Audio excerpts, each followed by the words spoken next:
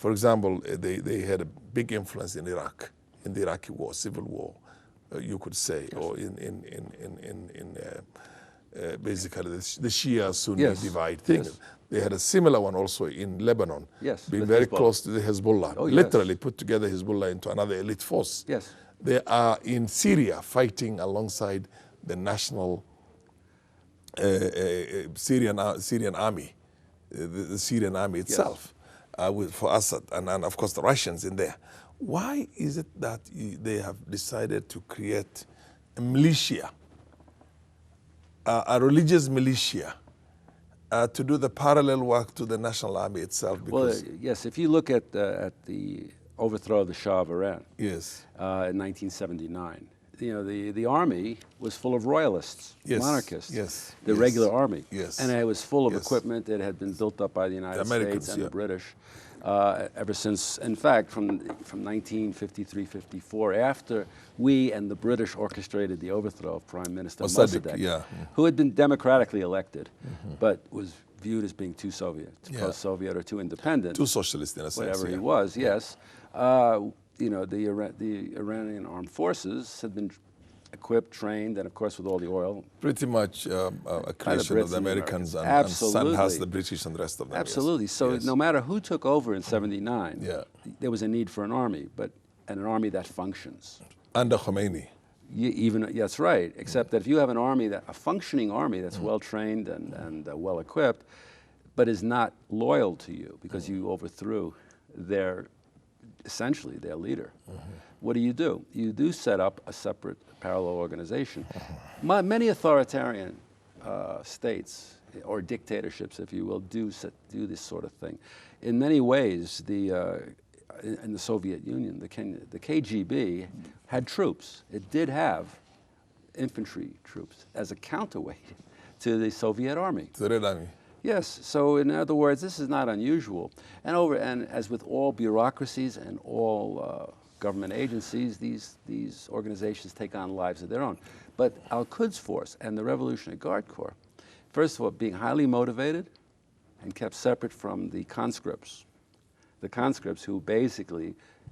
professional military men, basically. Yes, we would call them professional soldiers. Yes, but the conscripts, the draftees who bore much of the brunt of the fighting in the Iran-Iraq war for 8 years, in which I think almost 1 million Iranians died. It was a horrendous time in a war that essentially we turned a blind eye to Saddam Hussein and his use of poison gas and the like. So you know, so we have a lot of questions to answer. But the fact is, keep in mind, Iran does have its genuine national interests within the Middle East, just as all other states do. And you know, it has focused on the Shia populations, which were marginalized historically in many of the countries in the Middle East. But also, we've now seemed to have lost sight in the fact that Iran cooperated with the United States and others in fighting ISIS in Syria. So we have a situation where the consequences... ISIS and Al-Qaeda before ISIS, yes. Well, yes, but Al-Qaeda, which was the Al-Nusra Front in Syria, which started reporting on the emergence of this so-called Islamic State in Syria as being even more extreme and out of control than they were. The fact is that the Islamic State became the existential threat in Iraq and in Syria, where they carved out a tremendous geographic caliphate until being beaten back, partially with the aid of the Iranians. Now, if you talk though about, okay, but the man is dead now. Not the mainstream Iranian military. No. But the militia. Yes, that's which true. Essentially is a Shia militia. Yes, that's right.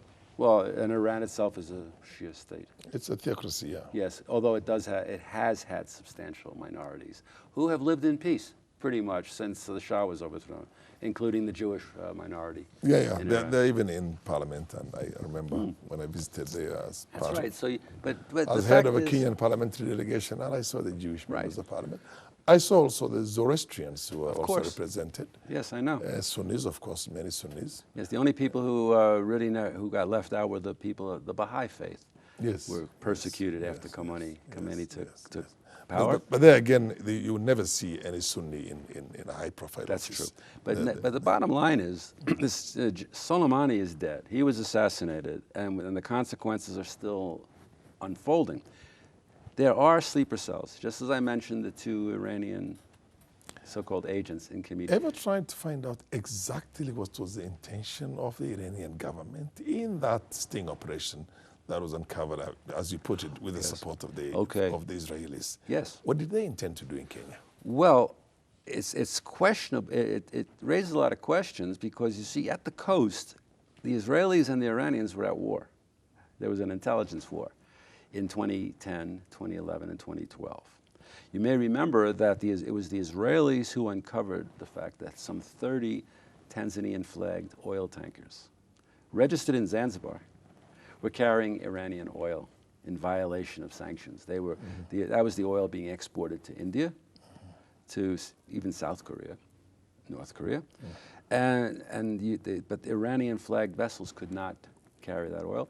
And in fact, most of the Western states, and because of sanctions against oil sales from Iran. And somehow, the ship's registry in Tanzania, which is actually still in Zanzibar, flagged 30 oil tankers. The Israelis released that information to the United States. There has also been... It's understandable to see the economic dimensions of it and the sanctions busting. Now, busting by the Israelis. Oh, sorry, by the Iranians. Oh, certainly, which, of course, even the Emirates played such a powerful role. Absolutely. Because Emirates is why they were a lot of money from it. But why explosive? They would want to be part of a criminal, terrorist network in here and buy explosives is what I'm... Well, I think it was to attack Israeli targets. In Kenya? In Kenya. And it's, you know, and this is sort of, now it's lost in the, it's being lost now in the recesses of history. It's 8 years since they were arrested at the golf course.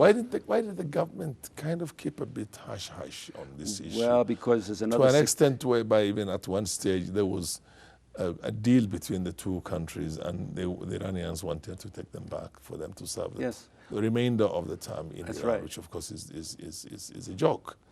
But why did the government, where is this nexus between Iran, terrorism, Kenya government, and the Israelis in there? What is happening? Well, I think that there may, in fact, the economic interest of tea, of course, if Iran says, you know, we're not buying your tea, this is before sanctions, that can influence the government. Would that be, of course, in trying to get them out, yes, but of course, you have to be conscious of the fact that there was a criminal intent in here. There was a targeting of national targets, national destruction in here, which essentially is a very bad thing in relations between 2 countries that do have a diplomatic relations. Well, certainly. And we did not even see for a moment Kenyan Minister for Foreign Affairs call the Iranian ambassador and basically, or ask to recall the Kenyan ambassador from Iran. Well, Kenya has a very pragmatic foreign policy. It has, I don't mean to be facetious. We're talking about a country that broke relations with Israel, and yet the Israeli interest section, the Israeli interest section was the UNEP delegation, which is where the Israeli embassy is still to this very day. So after 1973-74, when the OAU, the precursor of the African Union, demanded that all countries break relations with Israel because Israeli troops were now occupying part of Africa, having gone across the Suez Canal at the end of the 1973 war. Well, Israel broke relations with, Kenya broke relations with Israel and maintained exceptionally strong ties, particularly in the construction industry.